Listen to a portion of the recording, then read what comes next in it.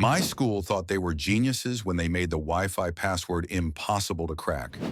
They did not realize they just declared war on 2,000 bored teenagers armed with time and spite.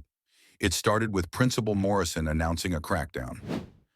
Share the school Wi-Fi password and you get suspended. The password was 47 characters long, randomly generated every week, and only teachers got it. Marcus struck first. He hauled in a 30-foot Ethernet cable, plugged into the computer lab wall, and sat in the hallway with the cable snaking under the door. When Mr. Morrison saw him, Marcus just shrugged. The policy only mentioned Wi-Fi, not wired internet.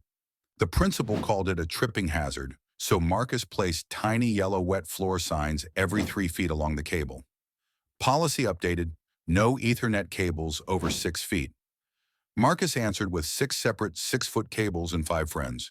They formed a human chain, each person holding a laptop linked to the next, passing internet from the lab to the cafeteria like a digital bucket brigade.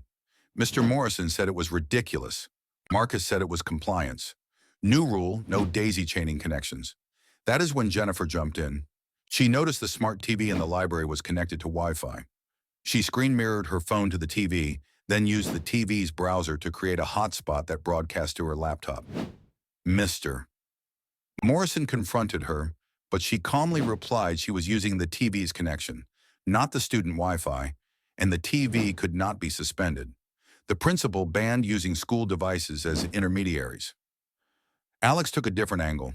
He stood outside the teacher's lounge with a clipboard, claiming he was running a password security audit for a computer science project. He asked teachers to write their password down to test memorability patterns, and 3 actually did before word spread. When confronted, he called it social engineering research and refused to reveal the password because it would be unethical. Meanwhile, Sarah saw something beautiful.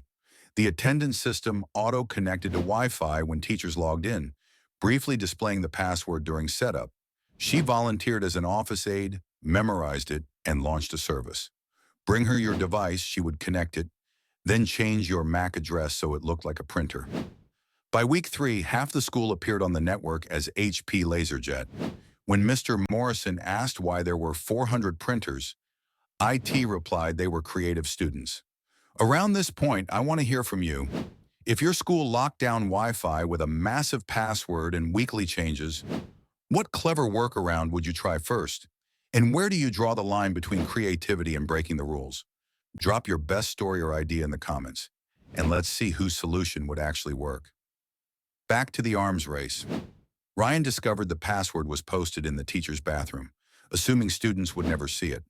He flew a drone with a camera during lunch into the courtyard, caught the bathroom window open, and recorded the sign. The footage was shaky, but readable. Mr. Morrison put curtains on the bathroom windows. Then quiet Emily delivered the masterpiece. The school's old Wi-Fi routers were still broadcasting, just hidden from the network list, and they had not changed those passwords. She connected to School Wi-Fi 2015 with Admin 123 and enjoyed faster internet than the teachers. When confronted, she said supposed to be decommissioned is not the same as was. The breaking point hit during standardized testing week. The online test required internet, so they had to give all students the password. Within minutes, a paper airplane with the password flew across the gym. Another student wrote it in chalk on the track. A third trained the morning announcements kid to say it phonetically while reading the lunch menu, sneaking symbols and numbers into the entrees. Mr. Morrison called an emergency assembly and surrendered.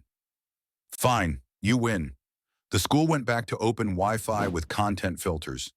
The auditorium erupted. Marcus raised his hand and warned the principal not to ask about the filters because he had already found 17 ways around them. The next day, the Wi-Fi password was changed to "Please just use responsibly 2024." Within an hour, it became "We promise Wink 2024" and Mr. Morrison pretended not to notice. He was tired. The students had won, and honestly, their grades improved from all the technical research they had been doing. If you are loving stories where creativity beats complexity, make sure you subscribe for more wild, true school tech sagas and clever problem solving. In the end, this was not about breaking rules. It was about the unstoppable force of curious minds meeting an immovable wall of policy. and proving that when you try to outsmart 2,000 teenagers, you might just teach them more than any textbook. So here's the question. If you were in charge, what rule would you write that balances security with student ingenuity without starting another arms race?